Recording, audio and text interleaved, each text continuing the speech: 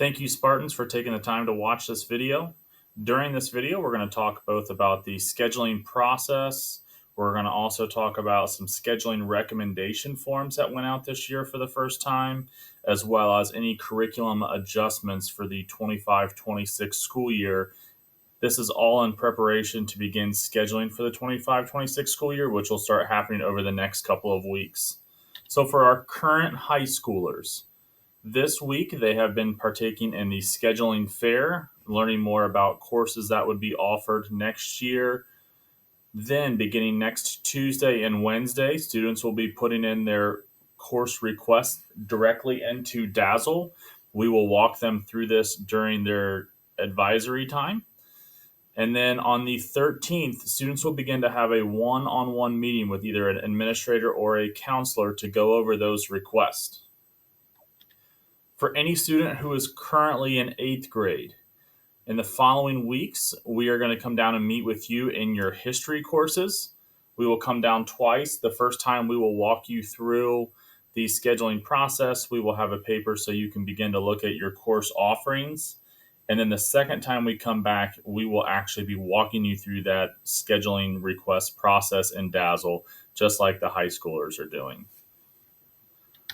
One thing that's new this year, I just wanted to take the time to highlight, is our scheduling recommendations forms that went out to parents recently for our current high schoolers and for current 8th graders. They were going to be coming out shortly. The scheduling recommendations is a form that you received on Parent Square, and students receive them in their advisory.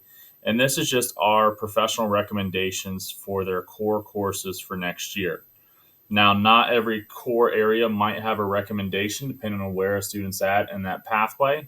And our current juniors did not receive these at all because they are past most of these courses that we're talking about. So what we're doing here is using value-added data. Value-added from the state of Ohio gives us projections of how likely a kid is to score on the state test for different subjects. And then we then use this to find what type of supports we need for that child as they enter that next class. So just to understand of where that data and information is coming from.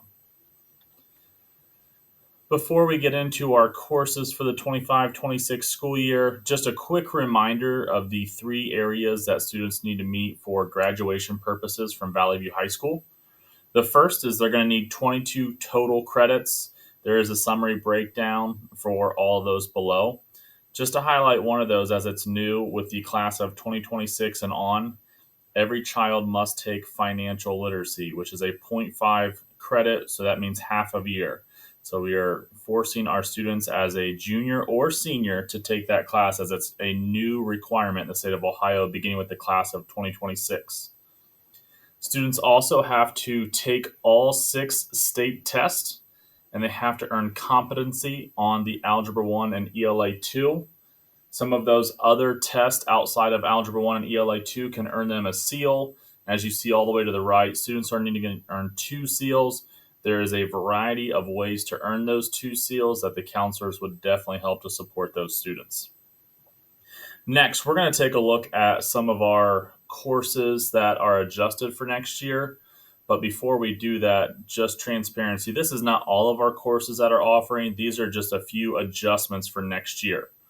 So to start off, in the art department, they have created this visual for us that is very nice. In the first row, you will see a lot of courses that a student can sign up for if they have not taken an art class. Or, as you see under the title start here, students can take these as many times as they want in that row. So they can take Art 1 and then take Drawing if they don't want to move on. But the prereqs to get into the second and third rows are color-coded. So, for example, to be eligible for Art 2, you would have had to pass one of the 3 classes in the row above that's also yellow. So in this case, Art 1, Drawing, and 3D Art would be available. Digital Art would allow you to move on to Digital Art 2. Photography 1 would allow you to move on to Photography 2. In the business department, we are making a few name changes as well as introducing some new courses. So the year 1 course is now going to be called Sports and Business Management, but This is only available for freshmen and sophomores, and it is a one semester course, so that is a half credit.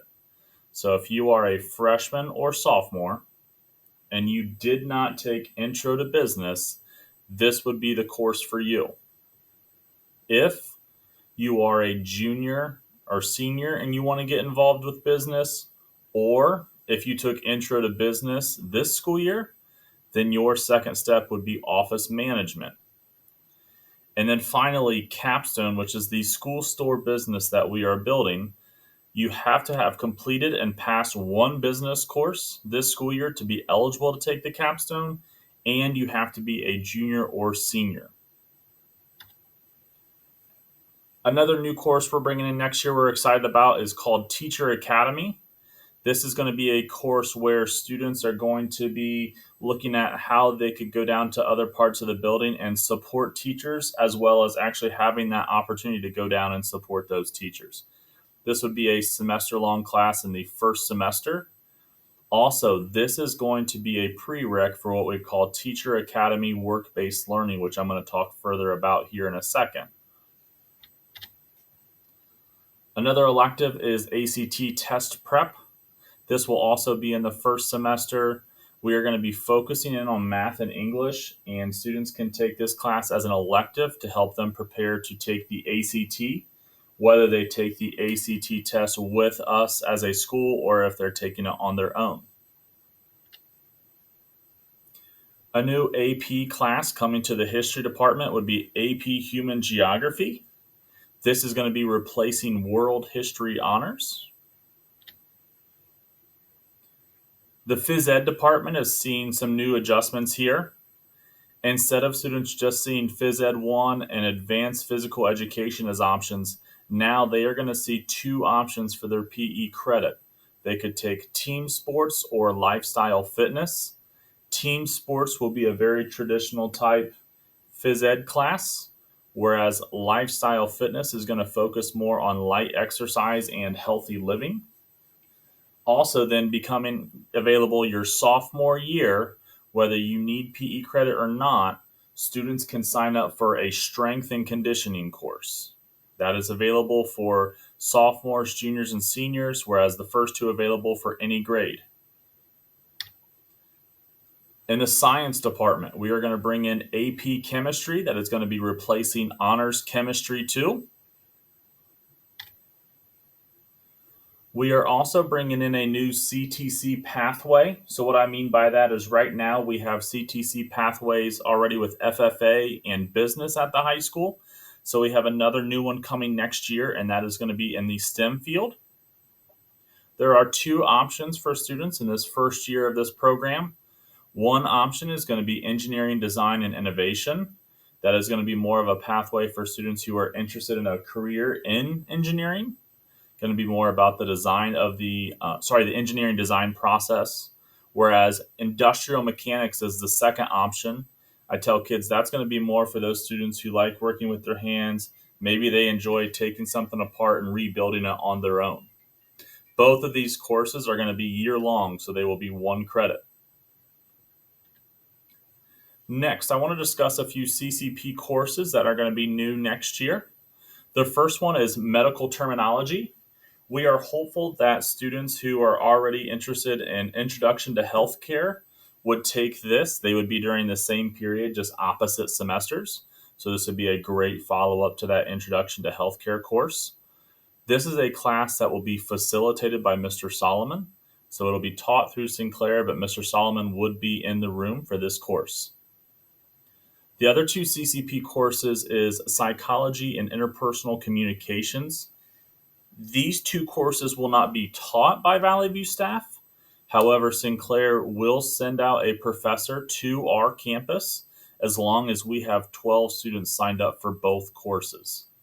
So psychology would be first semester and interpersonal communication second semester. We are hoping that these students would take both classes so we can ensure we meet our numbers to receive that professor to come out to our school. Talking more about CCP and everything, we are going to be releasing a document shortly as we have a pathway created for us by Sinclair that would guide our students how they could earn an associate's degree from Sinclair while they're also in high school. We're really excited about this as it's going to give our kids some guidance on what CCP courses or even involves AP courses that they could take to earn this. Some things, it's an Associates of Arts, but it is going to be beneficial for a variety of reasons that we can talk further about with those specific kids. Here on the screen now, you're going to see a graphic. This is just the front page of the document, but I just wanted to kind of highlight it. So, for example, in that first section, you're going to see communications. It is required to have 3 hours, and then there is 2 courses through Sinclair, ways that you can get those 3 hours. You'll see next in the category, you can take that class online or at Sinclair. However, if I look at that first line, COM 2206, Interpersonal Communications, that is a course we are hopeful to bring to our campus. So that is not necessarily that you have to take online or even at Sinclair's campus. You could take that right here on Valley View's campus. Like I said, there is a back page to this. We are going to be releasing this full document coming up shortly. The last thing to discuss is this new idea in the state of Ohio called work-based learning that we're trying to explore more of here at Valley View. Work-based learning is essentially students who are getting work-like experiences while they're in high school. The benefit of this is not only are they earning those experiences, they can also earn credits for this time. So students would earn a half a credit for every 80 hours of work-based learning that they track. So a couple different ways students can accomplish this is one is media and film production. This is our team that started this year. These are the students who are doing a lot of the social media presence and graphics and videos that we're starting to see. This is a class they would take here at school, but then they would also earn work-based learning hours outside of school. Teacher Academy, following up on that. When a student takes the Teacher Academy course that we talked about earlier, they would then be eligible for Teacher Academy work-based learning. That would be a time that would fill a student's schedule when they maybe have those study halls they don't want, or those maybe electives that just kind of fall into their schedule. They would have the opportunity to go to other parts of the building now and be a teacher aide and help those teachers. To be a teacher aide in the building and the other parts of the building, this would be the only way to do that, is to take the Teacher Academy, so that way you have some training about how to assist those teachers. Another one is IT solutions. This would be students who are coming up and are interested in IT work, and they would be working with our IT department. All 3 of those that I've just mentioned have an application process. So when students are interested in those 3, while they meet with the counselor or administrator for scheduling requests, they need to mention that and we will give them that application. The next is School-Based Enterprise. This is our business store that we are creating, like I had mentioned before as well. Outside of the course that students would take with this, they would also receive hours outside of that when they're running the store that they could count towards work-based learning. Immersed in Agriculture. This is happening right within our FFA courses with some of the projects they do. So students can earn work-based learning hours just simply by taking our FFA courses. Next, our CBI program that's available for juniors and seniors who are eligible for that. And lastly is mentorship. We are going to try to push this with our student, and you might hear this called a few different things. So mentorship is just a name we've used in the past. I was hoping that that would grab their attention. What this looks like, this is available for our seniors. This is for our seniors who maybe they only need a couple credits still before they meet their graduation requirements, and then they want to go out and they want to work the rest of their day. What this looks like is they would have a class online that does not actually meet in person, but they would be with Mr. Phillips, and they would have topics for the week. Maybe that's resume writing, job interview skills, things like that. And during that same time, they would also be released from school to go work. We're going to try to work with these students to find careers that they're interested to pursue after high school to give them that step in the door. And then they would also be, once again, earning this work-based learning credit. And remember, it's 80 hours of work equals a half a credit. If anyone has any questions at all, please email myself or reach out to one of our counselors, Ashley Douglas and Heather Keating. We're more than happy to help. Thank you so much for taking the time to watch this video, and hopefully it was helpful.